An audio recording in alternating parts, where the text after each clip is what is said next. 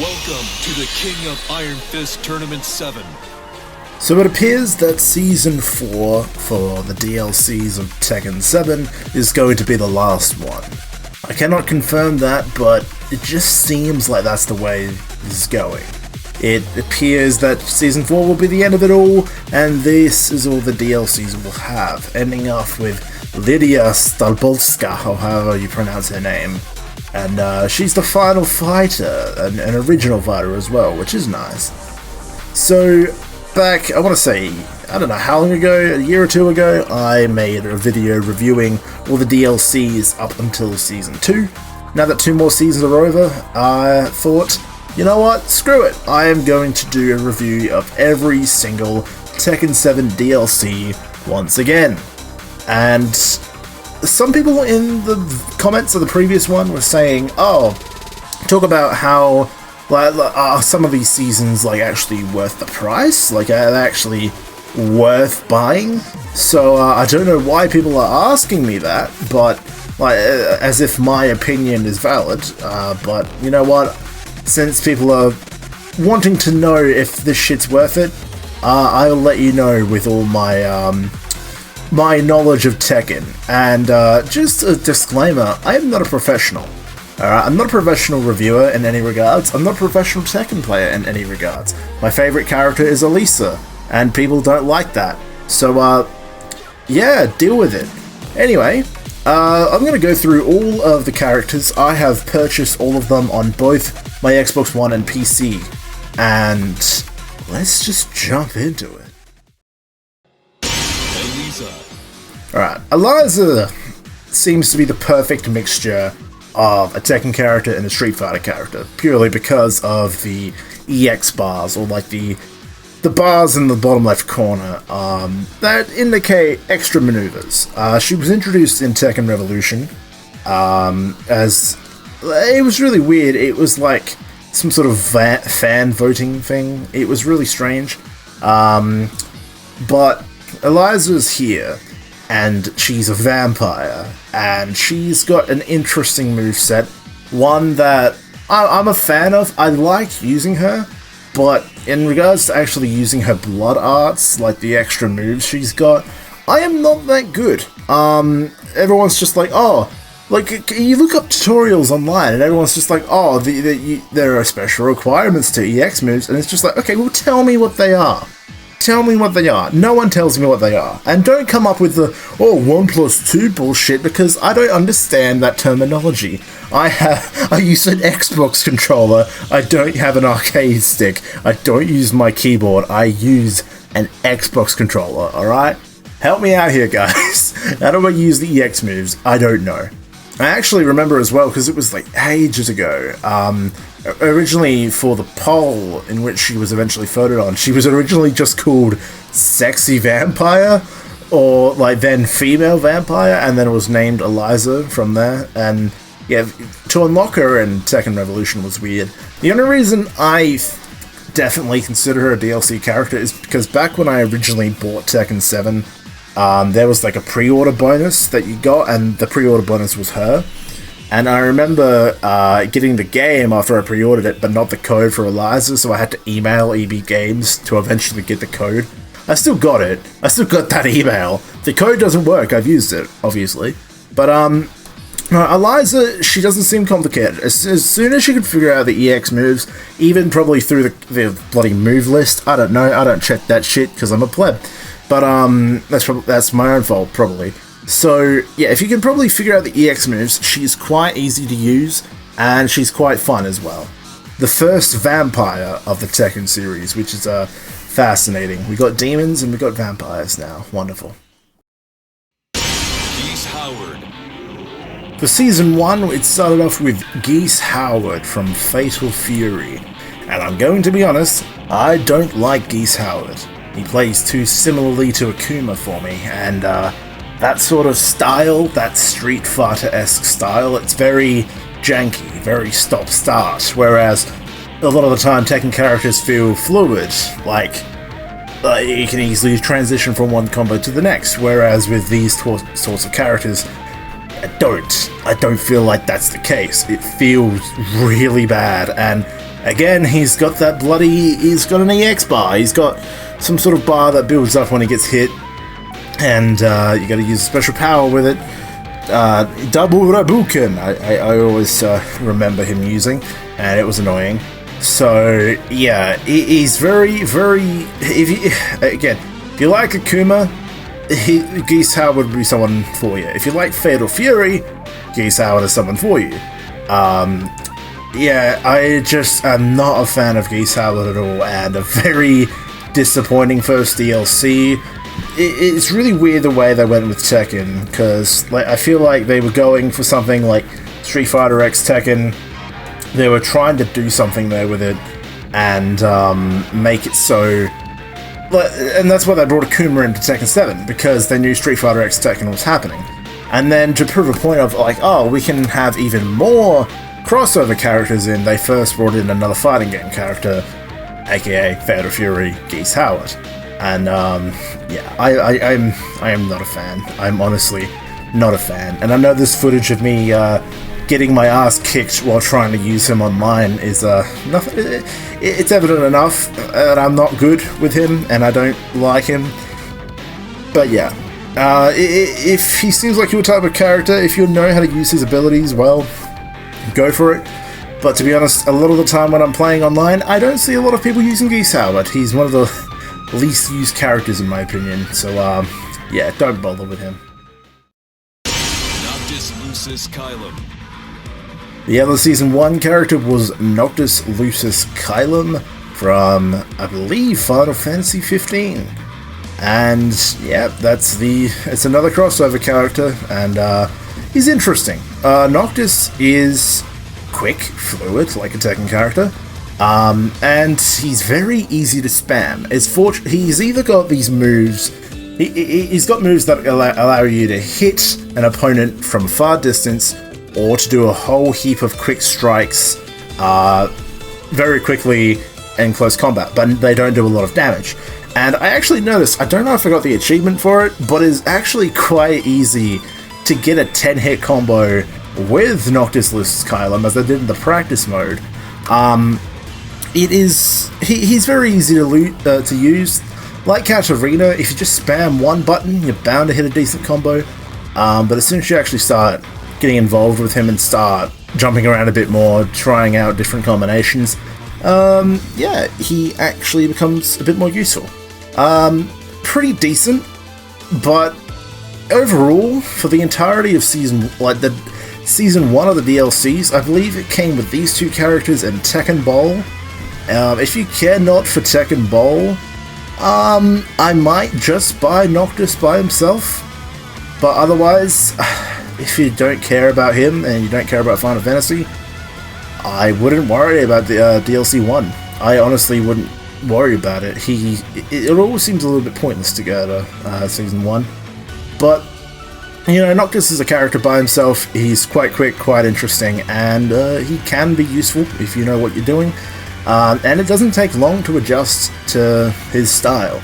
So, yeah, give him a crack. He's not bad.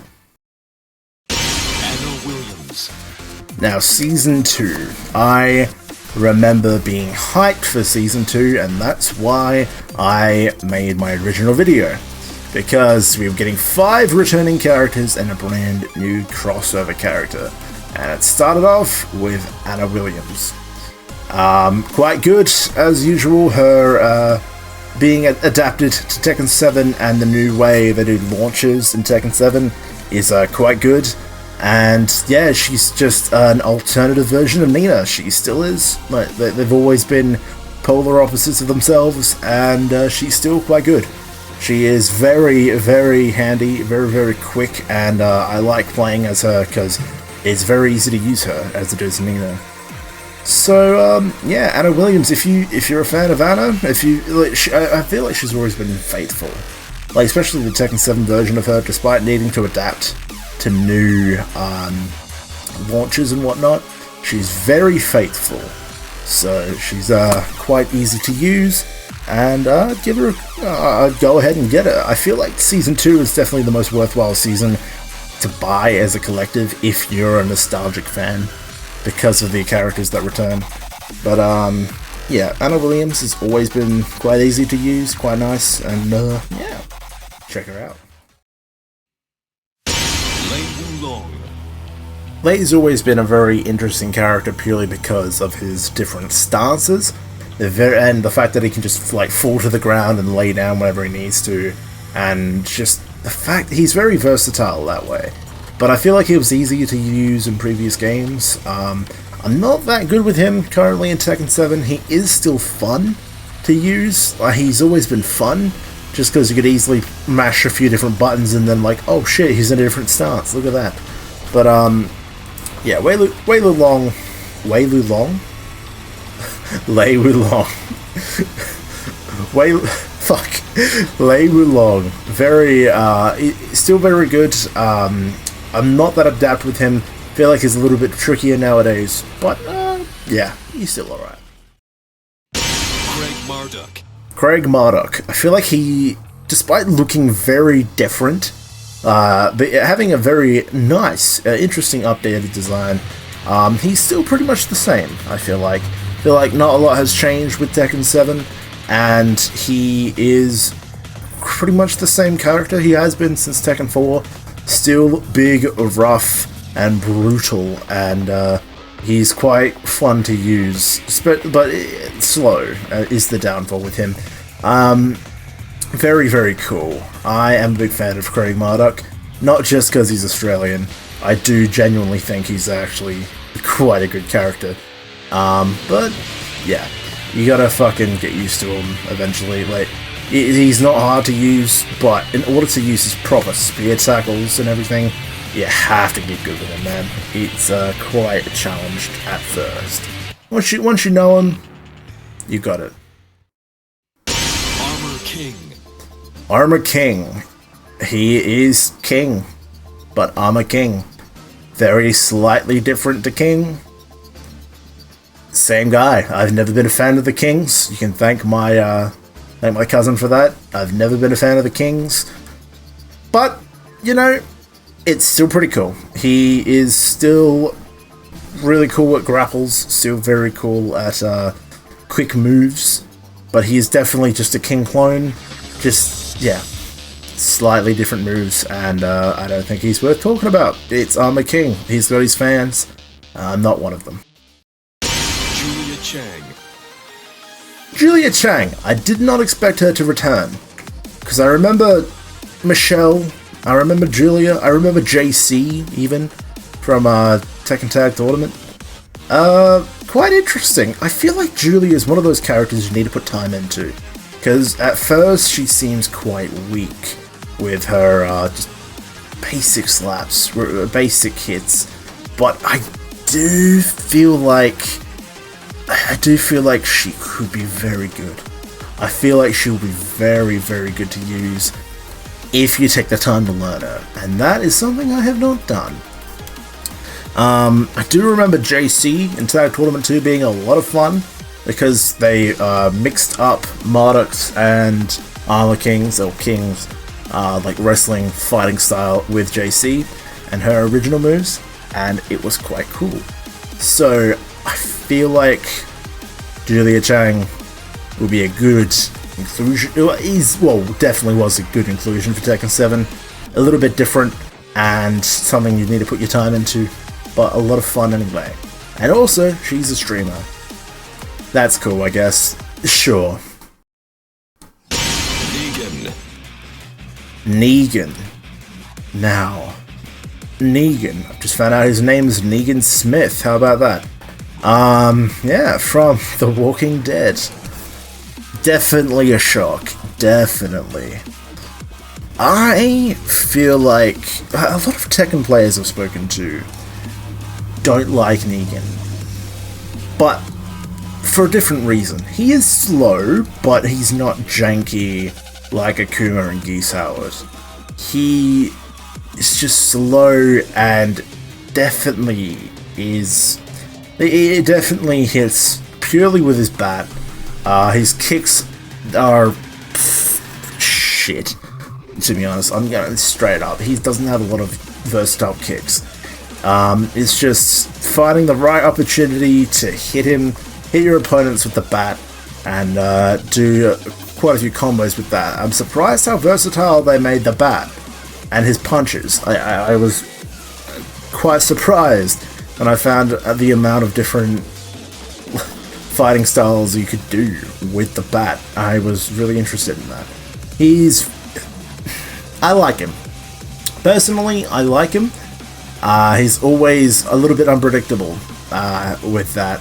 I mean, it's probably good to go low with him because he doesn't have a lot of good kicks.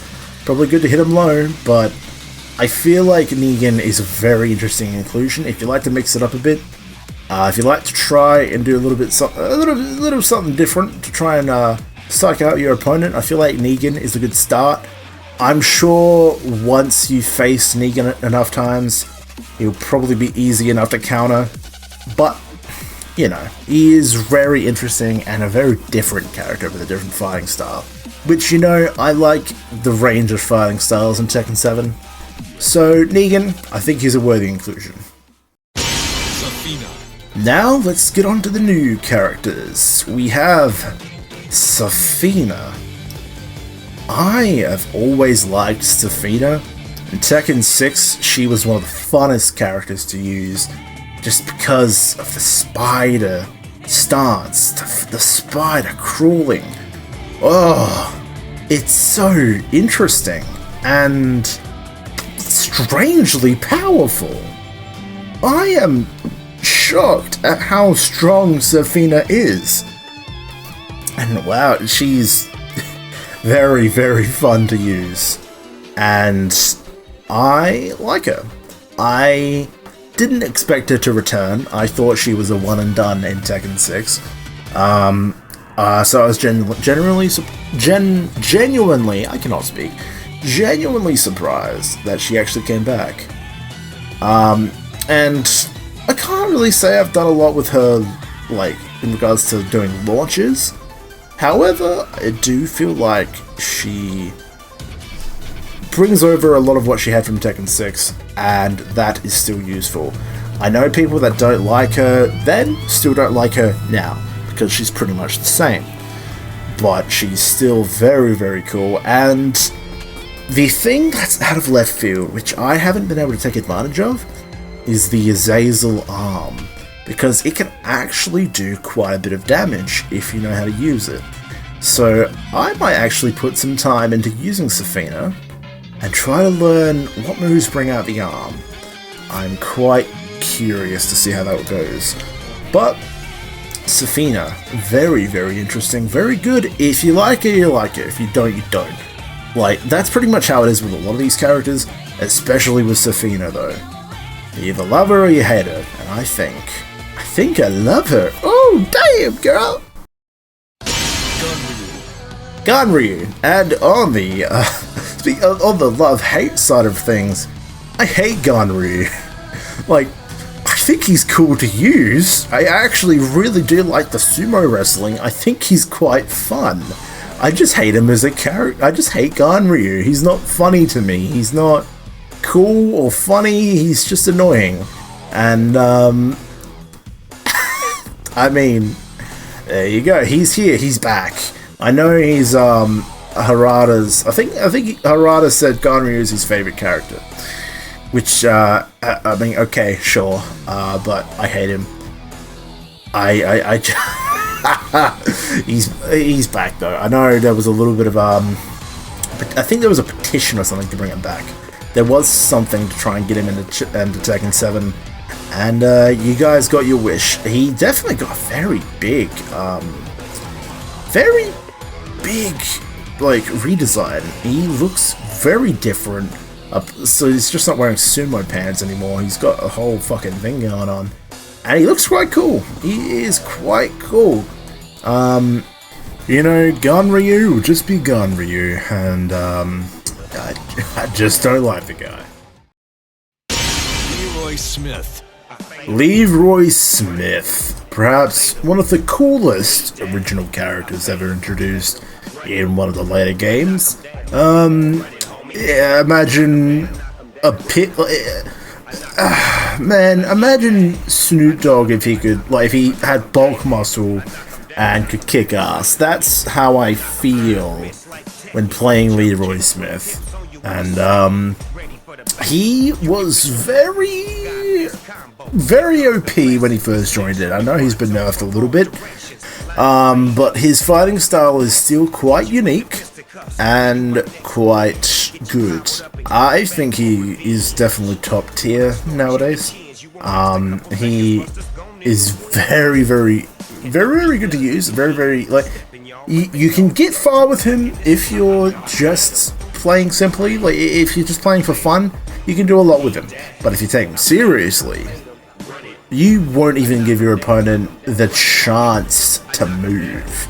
If you take him seriously, man can keep kicking your ass non-stop. And I know, because I've faced good Leroy players online. And oh boy, even after the nerfs, man is crazy. Man is deadass gonna kick your ass and nothing's gonna stop him. He is really cool. I'm a big fan of Leroy Smith. Fahkumram. Fahkumram to me just feels like an extra tall Bruce. I miss Bruce, but now we have Fahkumram. An interesting new character. Is he gonna be back in Tekken 9? Is Leroy gonna be back in Tekken 9? Who knows? I don't know a lot about Fahkumram.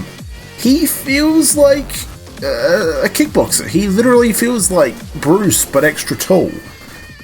He's got a very similar moveset, like in the way he uses his knees, and like he gets, but he's got long distance jabs. Like he can hit you from far away just with a jab. But yeah, it's Muay Thai, isn't it? Yeah, his fighting style is Muay Thai, and yeah, I've seen it. Like I've seen Muay Thai fighting, and it feels accurate. It does feel accurate, but like I know Bruce was just a kickboxer, and this is Muay Thai. Like okay, yes, there is a little bit more to it, but overall it feels very similar. I think he's very cool. A cool idea, a cool concept, because like especially like character-wise, like what he's like always kept locked up, and they only let him out to fight when it's like absolutely necessary. It's very interesting. As a character to fight with, I have not fought any Fahkumram players online. I don't believe so. If not, it might have been when he just came out, but ever since, I have not seen anyone use him. Competitively, I have no idea. I have no idea how he fights competitively. He just seems very interesting, but despite his design with all the multiple tattoos and his giant stature, he doesn't seem interesting to me. Like, character-wise, he doesn't seem cool to me. Like, Leroy is one thing. Like, they gave him enough personality by giving him a dog. They gave him a dog. That's the start of something. And there was a lot of hype around him, but there was much more hype around Leroy than there ever was around Fahkumram. And I feel like he's just going to be here. I see with all the new characters that they brought in, all the new characters that were DLC, who knows if they're going to be back in Tekken 9. I don't think, like, Geese, Noctis, and Negan will be back because they're all bloody, like, crossover characters. But, very least, like, Eliza, Leroy, and Fahkumram, and Lidia, I mean, they feel like they could have a place in Tekken 9. They've all vaguely had a story related to Heihachi, I think. But, or like the Mishima Saibatsu. But I don't know. I don't really know how I feel. I don't think Fahkumram is all that interesting.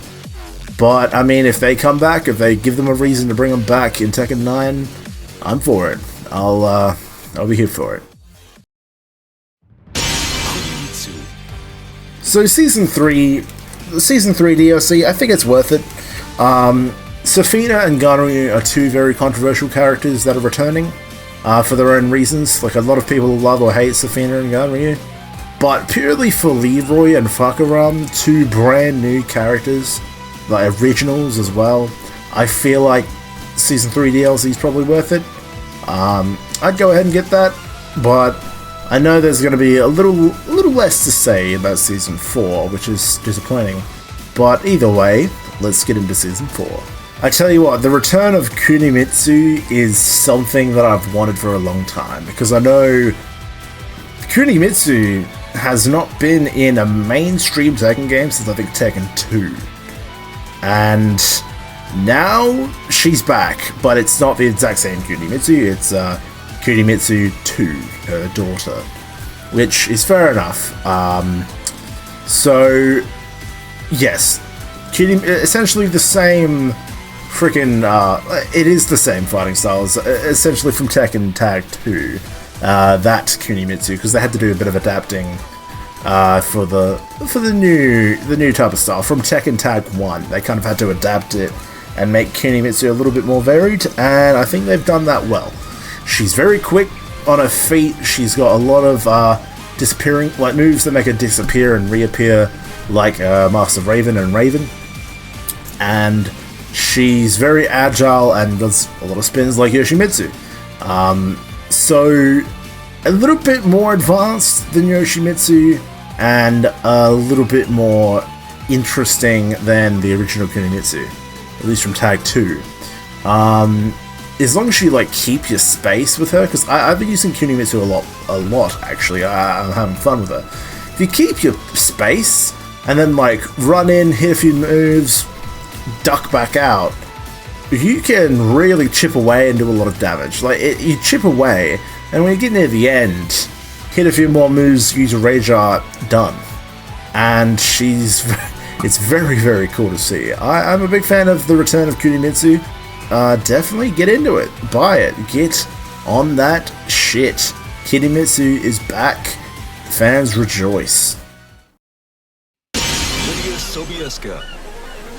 And last but not least, Lidia Sobieska. From Poland. I think, isn't she meant to be like... Now, if I'm not wrong, isn't she meant to be like a yeah, Prime Minister. Literally, her occupation, according at least to the Tekken fandom, is Prime Minister of Poland. Motherfucker's the Prime Minister. She's crazy. Now, Lidia, I don't know if it's just because she's blonde, but she's got like a mixture of fighting styles to me. It feels like a mixture of Kazumi and Nina, whereas she's got like the martial arts fighting style of like karate and stuff like that, like reminiscent of the Mishimas, because they base a lot of their fighting styles off like traditional martial arts. So it's like a mixture of that, but then sprinkled in is the quickness of Nina and Anna. So actually using Lidia is very, very interesting. It's a character that anyone can pick up, and again, it feels like Leroy. You can just pick him up and have fun, but if you actually put the time in to to learn a bit more about what you're doing, I feel like Lidia can be a top tier player, a top tier character in the game. One of my favorite moves with her is actually, you'll see some footage here when I was facing a mate who was using Kuma. One thing I was able to do is like this jump forward roll kick move that Lidia does, and I was able to like cancel out a lot of attempts at approaching. Whenever they tried to approach me, I was able to just use that attack and keep them back, and it was quite useful. I feel like she's definitely one of the most interesting characters, although her personality purely does seem to be, I am Polish, I am the Prime Minister. There does seem to be, like, I remember her character short, like, her character introduction, the reveal trailer, yeah, I think it was. They hinted at a lot of story with her. I'm still trying, she's still new to me. The thing I'm most hyped for is honestly, the stage that comes with her is, remixes a Tekken 4 song. Which is just cool to me, which I'll use at the start and probably the end of this video. But I feel like she's got a lot of promise. I feel like with a lot of these characters, like Kunimitsu, like Leroy, if you put in the time, you can make something amazing. You can become a fucking expert top tier player. Something freaking awesome. But she is also just very chill and easy to use as well if you just want to use simple stuff. Like she's not as chill, I'd say, like, I don't know, Anna or Lei. Like there is something like that. You do have put a bit more time into it. But at the end of the day, I think she's really cool, and I think at least a little bit of a more main story prospect for her in Tekken 9, maybe something to do with Poland. The characters will have to go to Poland or something, and she's involved. That would be cool. That'd be interesting. But yeah, for her fighting style, it's simple, yet if you put time into it, you can make something. You can make magic, bro. You can make magic. Now with that, I believe that is all of the stuff for Season 4, which is strange. It's only 2 characters. I mean, I don't know what the pricing is like if you just buy them by themselves, or buy them together in Season 4. Pretty sure you would get some extra stuff if you do Season 4. But, yeah. I haven't taken into prospect like the full package you get when you buy DLCs, because I know with like DLC 1, like you get bowling, DLC 2 you get like extra costumes, and DLC 3 or 4, I think it's 3, you get like the new stats and shit like that. Like, so there's something else more involved other than just characters. So you would have to do your own research, because I don't really give a shit. But yeah. The other thing to take note is that Tekken 7 have quite a few new additions with their releases. They've got now digital only a Tekken 7 Originals Edition and Tekken 7 Definitive Edition, and I believe Tekken 7 Legendary Edition is physical. But the Legendary Edition, although it displays quite a few of the DLCs on the front cover, it doesn't have all the DLCs. Most notably, the crossover characters and the brand new characters. Like, because I'm looking at the front cover right now. It's got the King, Anna, Marduk, Julia, Lei Wulong, Zafina, Ganryu, and Kunimitsu, all characters that have in some way been in Tekken before. However, that excludes Geese Howard, Noctis, Negan, Leroy, Fahkumram, and Lidia, and potentially Eliza. I'm not entirely sure, but all characters that were just brought in Tekken 7. So, like, the Legendary Edition, that's probably not worth it. Honestly, I don't think the Legendary Edition would be worth it.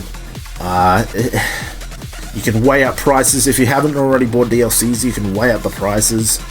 I just don't think it'll be worth it, because, like, that's the Legendary Edition. Does that also come with, like, Tekken Bowling? Does that come with the costumes? Does that come with other shit like that?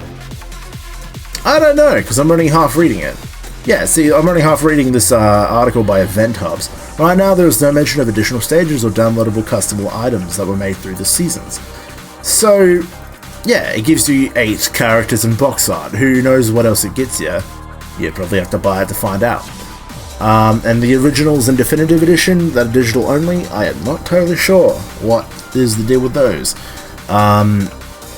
But, I mean, I bought the rest of these DLCs on a Steam sale. It was like 50% off. Last of the DLCs I needed were like $40 total, so I bought them. So that was my choice, and yeah, I mean, look, I don't know why people were asking me for my advice on if they would buy, like, what if seasons are worth it. Mate, like, I'm not that much of a professional reviewer. I do my best. Honestly, check the prices, check what you get with each season, and then compare them to all these additions that they're pumping out.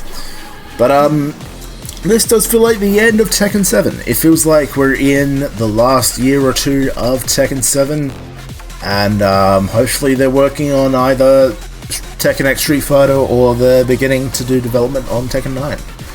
Or Tekken 8, sorry, not Tekken 9. Have I been saying Tekken 9 this whole time? It's Tekken 8. My goodness. But yeah, this feels like the end of Tekken 7 with all these DLCs, and honestly, if they do something else for Season 4, if they added another character or added some extra shit for Season 4, that'll be cool. If they do it, then I'll make a comment underneath this video talking about what they added. But this does feel like it's it. I believe they said... I heard somewhere that Lidia was going to be the last character. I might be wrong though. So, we'll see. So, yes. Thank you all so much for watching. I know this was a little bit quicker. I know this was not as in-depth as with Season 2 breakdown. A lot of it, because I've already covered half the characters, and also I'm not scripting these videos anymore. I honestly I cannot be asked to script videos anymore. But thank you anyway for tuning in to this Tekken 7 review of all the DLCs. And hopefully there will be more Tekken content in the future. We'll see. I am in love with this franchise. I've always loved it. It's been amazing to watch it grow to where it is now. And I hope you all, fans of Tekken, will stick around, subscribe, like the video, and yeah, I'll see you in the next one.